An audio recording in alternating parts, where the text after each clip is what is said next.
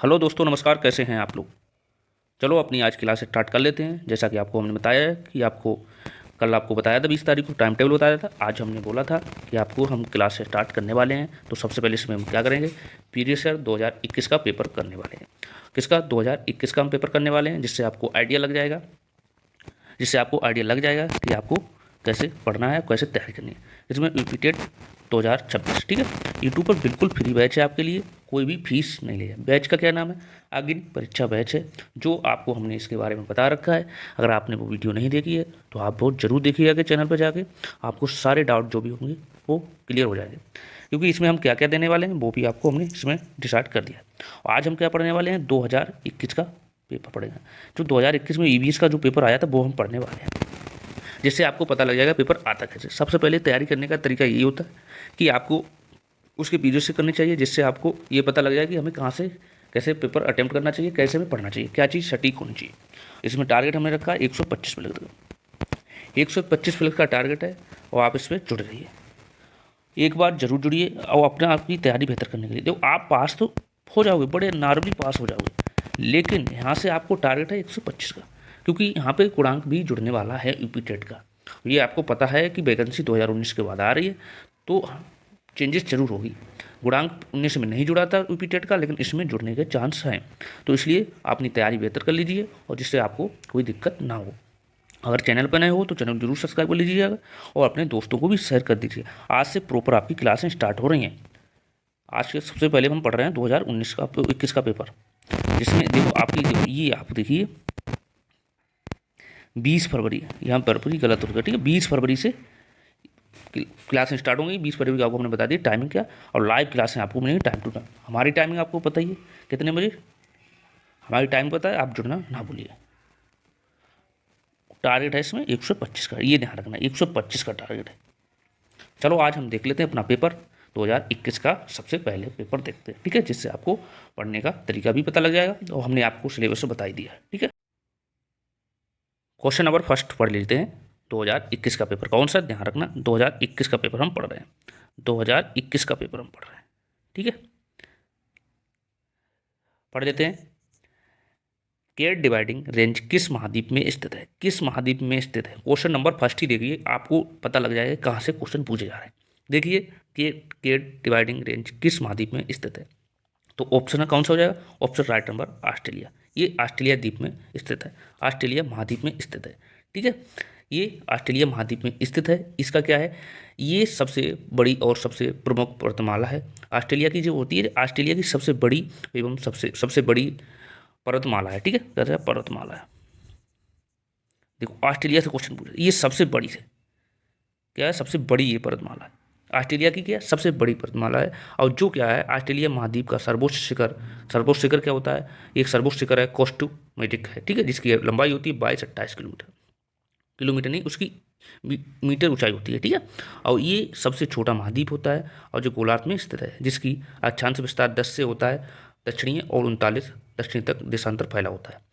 अब ये क्या होता है, अब इसके ऑस्ट्रेलिया क्यूबालैंड राज्य के पूर्वी तट में इसके साथ साथ इसका क्या समुद्र में एक प्रबल प्रबल व्यक्ति की एक जो ग्रेट बैरियर रेप होती है, ठीक है। तो ये देखो क्वेश्चन कहाँ से पूछा गया। क्वेश्चन नंबर एक ही देखो, फर्स्ट देखो। सेकंड देखते हैं, क्वेश्चन नंबर सेकंड क्या है, क्वेश्चन नंबर 22, मतलब स्टार्ट हुआ है पेपर 22 से, उसी बता रहा। दक्षिण पूर्व यूरोप के समशीतोष्ण घास के मैदान कहाँ पाए जाते हैं? बताओ कहाँ पाए जाते हैं? ये आपके पाए जाते हैं स्टेपीज, मतलब ऑप्शन नंबर डी, स्टेपीज पाए जाते हैं। दक्षिण पूर्व एशिया के शीतोष्ण कटिबंधीय घास के मैदान जो होते हैं स्टेपीज में पाए जाते हैं। ये कीट घासबंदी जो होते हैं घास के पूर्व में विस्तार और दोनों गोलार्ध में होते हैं। ये उत्तरी और दक्षिणी गोलार्ध दोनों में होते हैं। इस प्रकार के घास के मैदान जो होते हैं अमेरिका के उत्तरी अमेरिका आपके उत्तरी अमेरिका उत्तरी अमेरिका और दक्षिणी अमेरिका दोनों में पाए जाते हैं, ठीक है। और से ऑस्ट्रेलिया में भी पाए जाते हैं, ये ऑस्ट्रेलिया में भी पाए जाते हैं। नेक्स्ट है क्वेश्चन, आप देखिए क्वेश्चन नंबर 3, 113। दक्षिण अमेरिका की सबसे ऊंची चोटी कौन सी है? दक्षिण अमेरिका की सबसे ऊंची चोटी क्या है, बताइए। ये आपकी बता सकते हो। ये क्वेश्चन नंबर हमारा सी हो जाए, माउंट कोंको को अंकोंका, कोंगा, ये सी राइट आंसर हो जाएगा। ये क्या है, दक्षिण अमेरिका की सबसे ऊंची चोटी है। इसकी लंबाई कितनी है, इसकी ऊंचाई कितनी है, 6960, ये इसकी क्या है, ऊंचाई है, इसकी ऊंचाई है, ठीक है। इसकी ऊंचाई है जो दक्षिण अमेरिका के एंडीज पर्वतमाला, नवीन मोड़दार पर्वतमाला की एक सबसे विश्व की सबसे ऊंची चोटी है, ठीक है। और इसका क्या है, ये क्या होता है, उत्तरी अमेरिका जो होती है अमेरिका में, जबकि एंडीज के उत्तर पश्चिम में अटका रोस्तल में पाई जाती है, ठीक है। नेक्स्ट क्वेश्चन देखिए, क्लोरोफिल किस में पाया जाता है, क्लोरोफिल किस में पाया जाता है, ऑप्शन नंबर बताओ। क्लोरोफिल पाया जाता है इगुलिना में। इगुलिना क्या होता है, इगुलिना में पाया जाता है। इगुलिना क्या होता है, ये क्लोरोफिल, इगुलिना में क्लोरोफिल पाया जाता है, ये तो आपको पता है। ये एक प्रोटोजोआ है, ये इगुलिना एक क्या है, एक आपका प्रोटोजोआ है, प्रोटोजोआ। इगुलिना आपका क्या है, प्रोटोजोआ है, जो जिसे जंतुओं और पादपों के मध्य संयोजक कड़ी बनाया जाता है, संयोजक कड़ी के द्वारा कहते हैं या माना जाता है। ये सूर्य की जो जंतु होते हैं, ये सूर्य के प्रकाश को उपस्थिति या संयोजी अनुपस्थिति में विस्फोषित होते हैं। यही कारण है कि इसका अध्ययन जंतुओं और पौधों के दोनों में किया जाता है। जो इसका अध्ययन होता है जंतु और पौधों पौधों के लिए किया जाता है, ठीक है। ये चीज ध्यान रखना। नेक्स्ट क्वेश्चन ये देखो, उत्तर प्रदेश का राज्य, उत्तर प्रदेश का राज्य पक्षी कौन सा है, राज्य पक्षी पूछेगा, राज्य पक्षी कौन सा है, उत्तर प्रदेश का राज्य पक्षी, राष्ट्रीय पक्षी सॉरी, या राज्य पक्षी एक ही बात है, राष्ट्रीय पक्षी नहीं, राष्ट्रीय पक्षी नहीं, उत्तर प्रदेश का राज्य पक्षी या राष्ट्रीय पक्षी एक ही बात होती है, ठीक है। तो कौन सा होता है, सी सारस करण, सी राइट आंसर हो जाएगा। जो क्या उत्तर प्रदेश का राष्ट्रीय पक्षी सारस करण है। जो मोर क्या है आपका, मोर आपका, मोर का देश का राष्ट्रीय पक्षी है, ये किसका, देश का राष्ट्रीय पक्षी है, देश का, ठीक है, देश का राष्ट्रीय पक्षी है। मोर के बढ़ते शिकार के कारण जो जो वन जीव चरण हुआ था 1972 में वन जीव संरक्षण अधिनियम पारित किया गया था, ठीक है ना। अब गोरैया दिवस कब मनाया जाता है, गोरैया दिवस आपका मनाया जाता है 20 मार्च को, 20 मार्च को आपका गोरैया दिवस मनाया जाता है, ठीक है। नेक्स्ट क्वेश्चन हमारा क्या है, रक्त में कैल्शियम का स्तर बनाए रखने वाला हार्मोन्स कौन सा है, रक्त में कैल्शियम का स्तर बनाए रखने वाला हार्मोन्स कौन सा है, 26 का आप बताइए। ये आपका राइट आंसर ए हो जाएगा, पैराथाइमन, पैराथाइमन, ये आपका रक्त वो कैल्शियम में बनाए रखने का होता है, ठीक है। इसका क्या होता है कि पैराथाइमन रक्त के कैल्शियम के स्तर को क्या करता है, नियमित करता है, नियंत्रण करता है, बनाए रखता है, ठीक है। जैसे इसकी ये खासियत हो, इसी हार्मोन्स की सहायता से, जो इसी हार्मोन्स की सहायता से क्या आपका क्या होता है कि रक्त की कैल्शियम में के साथ साथ फास्फेट, फास्फेट, फास्फेट का को भी नियंत्रण करता है, फास्फेट को भी नियंत्रण करता है, ठीक है। नेक्स्ट क्वेश्चन 27, ओजोन परत की मोटाई किस में मापी जाती है, क्वेश्चन देखिए कहाँ से, ओजोन परत की जो मोटाई है आपकी किस में मापी जाती है, ये आपका राइट आंसर हो जाएगा बी, डस्टबिन इकाई में, डस्टबिन इकाई में, डासन इकाई में, ठीक है, बी राइट आंसर है। डस्टबिन इकाई क्या होती है, ओजोन परत की मोटाई डस्टबिन इकाई में जाती है। जो हमारी जो ओजोन परत कहाँ पाई जाती है, ये आपको समताप मंडल में पाई जाती है, कहाँ पाई जाती है, समताप मंडल में, समताप मंडल में, समताप मंडल में पाई जाती है। इसका कार्य क्या होता है, जो ओजोन परत होती है, जो सूर्य की किरणों से हानिकारक किरणें निकलती हैं उसको हमारे अवशोषित करके हमारे जीवन को सुरक्षित बनाती है, इसे सुरक्षा कवच भी कहते हैं। ओजोन परत को क्या सुरक्षा भी कवच कहते हैं, क्या सुरक्षा कवच भी कहते हैं, सुरक्षा कवच, ओजोन परत को हम क्या कहते हैं, सुरक्षा कवच भी कहते हैं, ठीक है। देखिए क्वेश्चन आपके कहाँ से पूछे जा रहे हैं, तो इसलिए जुड़े रहिए, आपको सब कुछ पढ़ाया जाएगा। जो आपको क्वेश्चन होंगे उसी का अकॉर्डिंग, जो आज तक आए हुए हैं, जो नया पैटर्न होने वाला है उस पर भी आपको सिलेबस अकॉर्डिंग पढ़ाया जाएगा। तो चैनल से जुड़े रहिए और चैनल जरूर सब्सक्राइब कर लीजिए और अपने दोस्तों को भी शेयर कर दीजिए। यहाँ पे प्रॉपर आपको क्लास मिलेंगी, ऐसा नहीं सब कुछ आपको मिलेगा जो आपके लिए ज़रूरत है, ठीक है। नेक्स्ट क्वेश्चन, नेक्स्ट क्वेश्चन है, नाइट्रोजन स्थिरीकरण करने वाले जीवाणु किसकी जड़ों में पाए जाते हैं, ये बताइए। नाइट्रोजन बताओ नाइट्रोजन स्थिरीकरण करने वाले जीवाणु किसकी जड़ों में पाए जाते हैं, ये आपका सी, द लायन। सी आपका राइट आंसर हो जाएगा। सी आपका राइट आंसर हो जाएगा। द लायन क्या होता है? नाइट्रोजन स्थिरता बनाने के लिए जीवाणु फसलों के लिए जड़ों में पाए जाते हैं। ठीक है, नाइट्रोजन और नाइट्राइट में बदल देते हैं ये बैक्टीरिया के पोषण, बैक्टीरिया के पोषण के कारण। ठीक है, नेक्स्ट क्वेश्चन देखिए, खाद्य कवक, खाद्य कवक कौन सा है? खाद्य कवक कौन सा है, बता सकते हैं? एक रिकस है, ये राइट आंसर ए हो जाएगा इसका सही, राइट आंसर ए सही हो जाएगा। ठीक है, एक रीसर क्या होता है? ये एक मरुस्थली जो होता है, मरुस्थली ये एक मशरूम की प्रजाति होती है। एक क्या मशरूम की प्रजाति हो, क्या है कि मशरूम, मशरूम की ये प्रजाति होती है। ठीक है, मशरूम की प्रजाति होती है जिसमें खाद्य और जहरीली पदार्थ दोनों, इसमें खाद्य जो होते हैं मतलब खाने वाले पदार्थ और जहरीले पदार्थ दोनों प्रजाति पाए जाते हैं। ठीक है, दुनिया भर में ये 300 से अधिक जो तो तीन, दुनिया भर में कितने 300 से अधिक अधिक सदस्य इसमें शामिल होते हैं। ठीक है, और खाद्य मशरूम की प्रमुख प्रजाति आम होती है, जिसकी प्रमुख प्रजाति कितनी आम होती है। ठीक है, चलो नेक्स्ट, मैंग्रोव पौधे पाए जाते हैं। मैंग्रोव पौधे कहाँ पाए जाते हैं ये आप बताइए। ये ऑप्शन नंबर बी, सुंदरबन में, सुंदरबन में, बी राइट आंसर हो जाएगा। सुंदरबन में पाए जाते हैं। मैंग्रोव वन ऐसे वन होते हैं जो खारे पानी में और अर्ध खारे पानी में पाए जाते हैं। अक्सर ये तटीय मैदान पर ही होते हैं। ठीक है, ये कितने खारे पानी में, खारे पानी में पाए जाते हैं। ठीक है, ये हमेशा सुंदरबन डेल्टा बनाते हैं। ठीक है, इसमें हम विस्तार से सब कुछ पढ़ने वाले हैं। नेक्स्ट क्वेश्चन क्या है? वृत्तजीवी पौधे में त्रिगुणित संरचना होती है। त्रिगुणित संरचना होती है, किसमें होती है ये आप बता सकते हैं। ये त्रिगुणित संरचना भ्रूण पोषण में होती है। Option number D right answer, भ्रूण संरचना में होती है।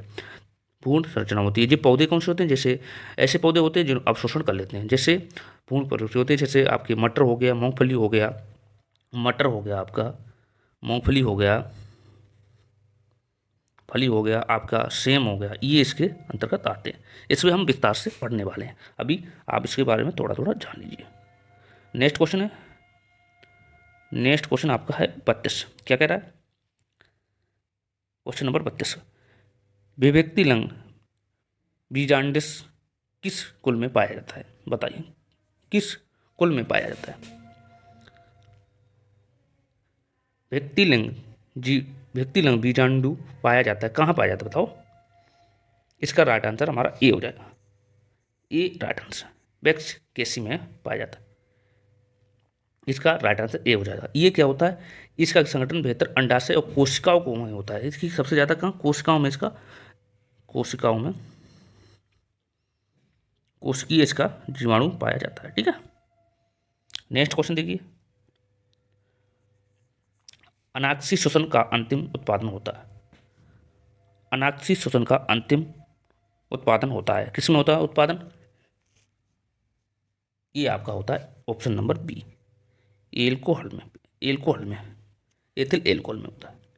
ठीक है, एथिल एथेनॉल जो होता है, ये श्वसन जो बिना ऑक्सीजन के होता है, ये श्वसन क्या था? बिना ऑक्सीजन के, या बिना ऑक्सीजन से ये होता है। ठीक है, ऑक्सीजन से होता है। ठीक है, बिना ऑक्सीजन से होता है। ऑक्सीजन व्ययी श्वसन कहलाता है। ये सूक्ष्मदर्शी ग्लूकोज और भोजन और थायलेट के लिए तोड़ा जाता है। ठीक है, नेक्स्ट क्वेश्चन देखिए, नेक्स्ट क्वेश्चन हमारा है 16, 34। क्या कह रहा है? 1916 में भारतीय महिला विश्वविद्यालय की स्थापना किसने की थी? 1916 में जो भारतीय महिला विश्वविद्यालय की स्थापना किसने की थी? ये हमारा राइट आंसर बी हो, डी के convent, B answer, B right answer हो जाए। ये इन्होंने स्थापना क्यों की थी? इसमें उस समय महिलाओं की स्थिति ऐसी नहीं थी जो उन्हें शिक्षित किया जाए, तो उन्होंने एक की स्थापना की थी। तो उसमें सबसे पहले इन्होंने कोलकाता में एक सभा स्थापित की थी महिलाओं की। वहाँ पे कब की थी सभा स्थापित? 1819 में इन्होंने इसकी स्थापना की थी, मतलब सभा कोलकाता। ठीक है ना, इसका हम विस्तार से पढ़ने वाले। नेक्स्ट क्वेश्चन क्या? पुरी रथ यात्रा, पुरी की रथ यात्रा किससे संबंधित है? पुरी की रथ यात्रा किससे संबंधित है? ये आपका राइट आंसर डी हो जाएगा, भगवान जगन्नाथ से। डी इसका राइट आंसर हो जाएगा, भगवान जगन्नाथ से। भगवान जगन्नाथ पुरी की एक रथ यात्रा श्वसन भगवान जगन्नाथ से संबंधित है। ये आपका उड़ीसा में, ये आपका जगन्नाथ उड़ीसा से धाम से संबंधित, कहाँ से? उड़ीसा से, उड़ीसा से इसका धाम से संबंधित है। ठीक है, जगन्नाथ धाम से भारत में संबंधित है, बल्कि विभाग विश्व भर में ये प्रसिद्ध भी है, मतलब माना इसका उड़ीसा में जाता है। इसका क्या था? रथ यात्रा का मतलब क्या था? ये माना जाता है कि यात्रा के दौरान भगवान जगन्नाथ का विशाल रथ खींचना उनके भक्तों का सौभाग्य था। जब जगन्नाथ की यात्रा निकलती तो उनके भक्त उनका रथ खींचते थे। ठीक है,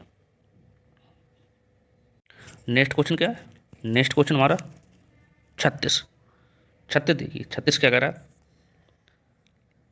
नासिक को मेला किस नदी के तट पर लगता है? नासिक जो मेला होता है किस नदी के तट पर लगता है? नासिक मेला नदी के किस तट पर लगता है? ऑप्शन नंबर इसका बताइए। ऑप्शन नंबर इसका सी हो जाए। ऑप्शन नंबर सी, ये आपकी गोदावरी नदी के तट पर लगता है। आपको पता होना चाहिए कुंभ मेला कितनी जगह लगता है? कुंभ मेला 4 स्थानों पर लगता है।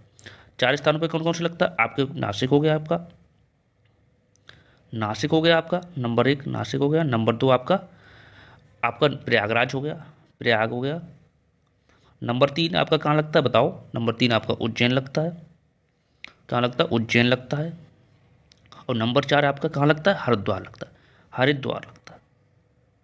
ये आपका 4 जगह मंदिर लगता है। नासिक में आपको पता है गोदावरी नदी के किनारे लगता है, प्रयाग में आपको पता है यमुना संगम नदी पर लगता है। ठीक है, और आप उज्जैन में आपको कहाँ पे लगता है? उज्जैन में आपका कुंभ मेला कहाँ होता है? एक तिस्ता नदी होती है उसके किनारे लगता है। और कुंभ मेला आपका हरिद्वार मेला, हरिद्वार कहाँ लगता है? गंगा नदी पर लगता है, हरिद्वार गंगा नदी। ये आपको पता होना चाहिए कि कुंभ मेला अभी आयोजित 2025 में कहाँ हुआ था? ये आयोजित आपका प्रयागराज में हुआ था।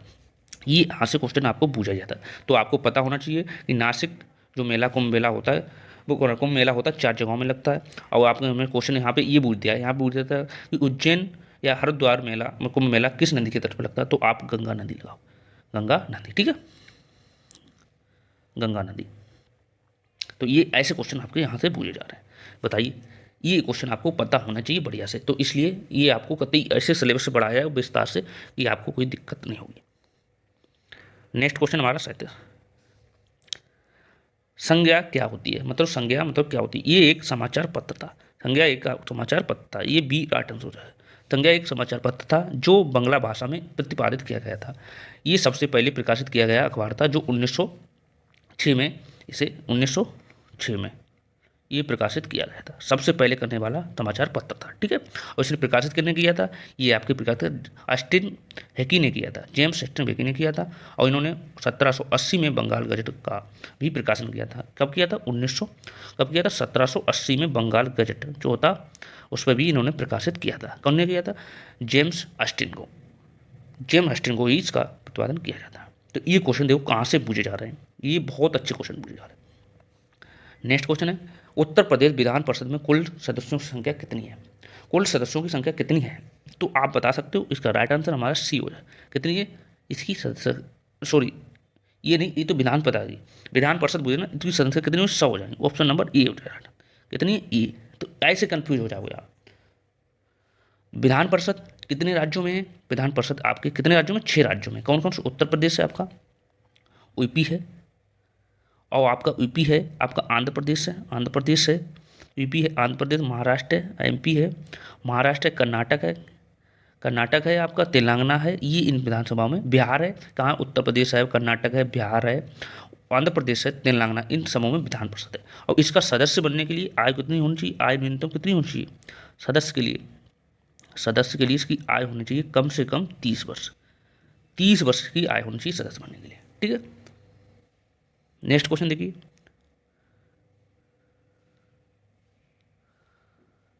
नेक्स्ट है, भारत का राष्ट्रीय ध्वज जो होता है हिंसा लागू किया गया, राष्ट्रीय ध्वज कब लागू किया गया था? ये क्वेश्चन इंपॉर्टेंट है, ये क्वेश्चन आपको पूछ लिया जाता है एग्जैक्ट ऐसे ही। तो इसका राइट आंसर क्या हो जाएगा? 39 का। उस 39 का राइट आंसर हमारा बी हो जाएगा। 39 का राइट आंसर हमारा बी हो जाएगा। राष्ट्रीय ध्वज, भारतीय राष्ट्रीय ध्वज 26 जनवरी 2002 को प्रभावी हुआ था। ये भारतीय संविधान में इसकी जो भारतीय संविधान की राष्ट्रीय ध्वज का प्रारूप 22 जुलाई से, प्रारूप कब आया था? 22 जुलाई, 22 जुलाई को, 22 जुलाई 1947 को, 22 जुलाई 1947 को अपनाया गया था इसका प्रारूप। ठीक है, 22 जुलाई 1947 को प्रारूप अपनाया गया था। राष्ट्रीय ध्वज को संविधान सभा में हंस मेहता ने भेंट किया था। इसने किया था, हंस मेहता ने भेंट किया था। भारतीय राष्ट्रीय ध्वज जो होता है 2002 के अनुसार ही भारतीय नागरिकों को, निजी संस्थाओं आदि को भी राष्ट्रीय ध्वज प्रदर्शन आधारित होता है। प्रदेश जो झंडा गीत होता है, झंडा ऊंचा रहे हमारा, की रचना किसने की थी? ये आपके श्यामलाल प्रसाद गुप्ता जी ने की थी। ठीक है, तो ये क्वेश्चन यहाँ से पूछ दिए जाते हैं।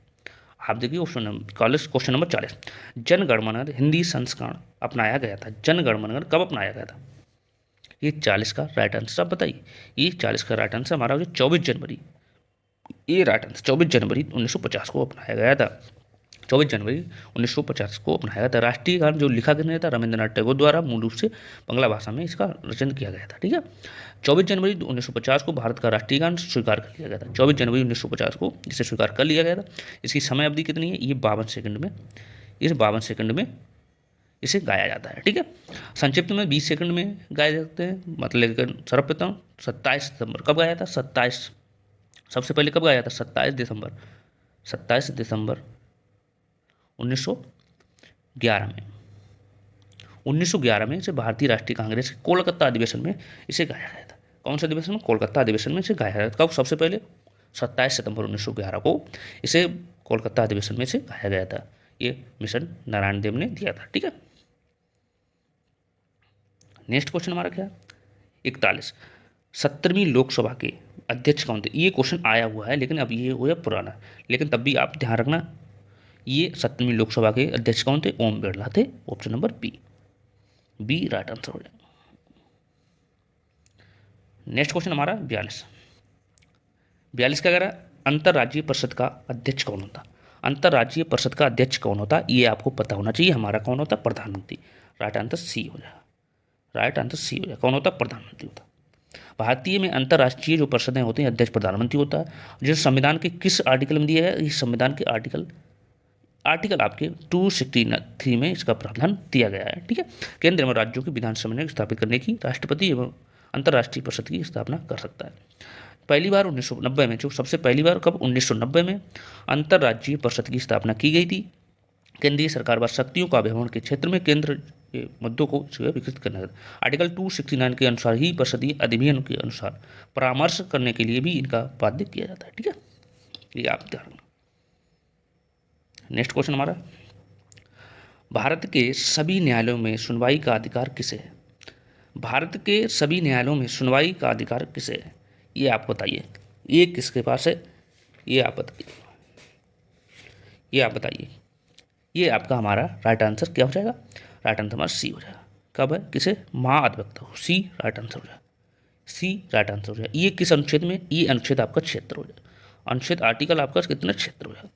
जैसे भारत के महान्यायवादी पद का उल्लेख संविधान में किसमें? इसका उल्लेख किस संविधान में? क्षेत्र में इसका अंतर्गत किया है, उल्लेख किया है। इसकी नियुक्ति भारत के राष्ट्रपति द्वारा की जाती है। इसकी नियुक्ति इसके राष्ट्रपति द्वारा की जाती है। राष्ट्रपति द्वारा की जाती है। ठीक है, राष्ट्रपति द्वारा की जाती है। नेक्स्ट क्वेश्चन, गंगा नदी उत्तर प्रदेश में प्रवेश करती है। मोस्ट इंपोर्टेंट क्वेश्चन और कई बार आया। गंगा नदी उत्तर प्रदेश के में कहाँ से प्रवेश करती है? ये आपका राइट आंसर डी हो जाएगा। बिजनौर से इसमें प्रवेश करती है भारत उत्तर प्रदेश।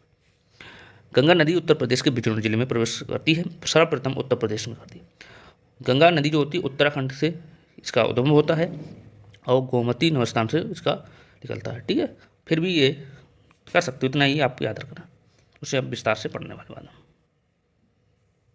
नेक्स्ट क्वेश्चन है, यमुना नदी की सहायक नदी नहीं है। इनमें से यमुना नदी जो है उसकी सहायक नदी नहीं है। तो आपके देखो कैन भी है, तभी ये कौन सा? गड़क नहीं है, कंगट नहीं है। ये राइट आंसर, ये राइट आंसर हो जाएगा। और ये सब नदी है।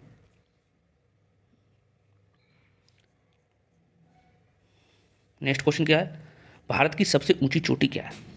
भारत की सबसे ऊंची चोटी कौन सी है? ये आपकी राइट आंसर हमारा बी हो जाए। बी राइट आंसर है। B right answer. भारत की सबसे ऊंची चोटी केटू है, जिसे गार्डविन अस्टिन भी कहते हैं। जिसे केटू का नाम दूसरा क्या? गार्डविन अस्टिन भी कहते हैं। ठीक है, और इसका क्या? सबसे ऊंची पर्वतमाला है, जिसकी हिमालय में काराकोरम श्रेणी में स्थित है। जिसकी ऊंचाई आपको तो ऊंचाई आपकी इसकी ऊंचाई ऊंचाई इसकी कितनी है, ऊंचाई आपको बूझ ली जाती है 8611 इसकी ऊंचाई है। और जो माउंट एवरेस्ट के बाद पृथ्वी की दूसरी सबसे ऊंची चोटी है, पृथ्वी की दूसरी सबसे ऊंची चोटी है।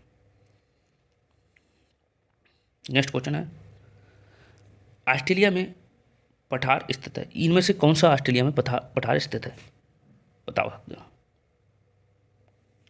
बी राइट आंसर किम बार्ली, B right answer, B right answer, B right. ये उत्तरी पश्चिमी ऑस्ट्रेलिया का एक पठार है, ये उत्तरी पश्चिमी ऑस्ट्रेलिया का एक पठार है जो किम्बरली का एक कॉमेट स्थित होता है, जो कैंप नदी है राजधानी के कुंभ नदी में स्थित होता है। ठीक है,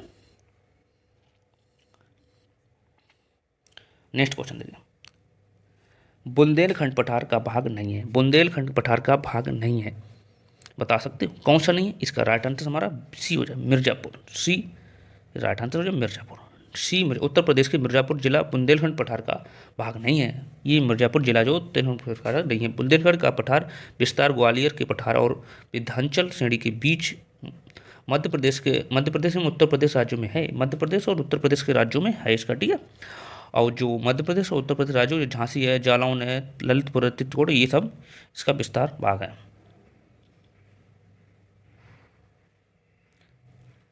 नेक्स्ट क्या है, दुधवा राष्ट्रीय उद्यान स्थित है, दुधवा राष्ट्रीय उद्यान स्थित है, कहाँ स्थित है आप, ये आप बता सकते हैं। ये तो आपको बहुत इंपॉर्टेंट, ये आपका उत्तर प्रदेश सी, तो ये उत्तर प्रदेश सी है, उत्तर प्रदेश सी है।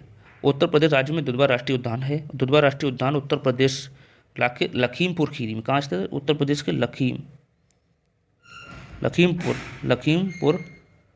लखीमपुर खीरी में स्थित है, और जो नेपाल की सीमाओं में लगे विशाल वन क्षेत्र में फैला हुआ है। उत्तर प्रदेश का सबसे बड़ा एवं समृद्ध है, उत्तर प्रदेश सबसे बड़ा है। राष्ट्रीय उद्यान बाघों और बारहसिंगा के लिए विश्व प्रसिद्ध है। इसके अलावा चंद्रप्रभा वन्यजीव अभयारण्य भी इसमें उत्तर प्रदेश में पाए जाते हैं।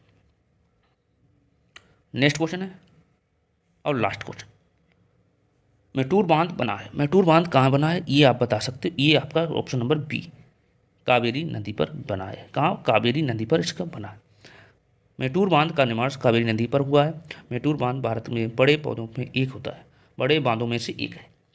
ये तमिलनाडु में भी है और कावेरी नदी पर है, जहाँ पर नदी समतल पर प्रवेश करती है, जो प्रवेश करती है। और इसकी कुल लंबाई कितनी है, इसकी लंबाई आपकी 1700, इसकी लंबाई आपकी 1700 है।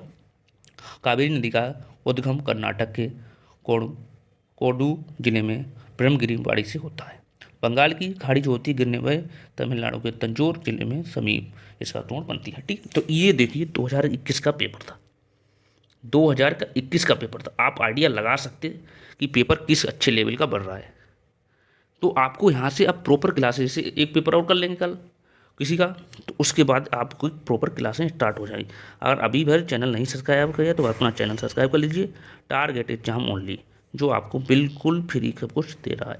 तो ये क्वेश्चन आपको इतने हेल्पफुल होने वाले हैं कि आपको बेहतर से बेहतर हो सकता है कि आपको एग्जाम में सटीक ये क्वेश्चन मिलने वाले हैं। सिलेबस इतने विस्तार से किया जा रहा है जिससे आपको कोई भी चीज़ छूटी नहीं है। ठीक है, चलो फिर मिलते हैं नेक्स्ट क्लास के लिए, तब तक के लिए थैंक यू और बाय बाय।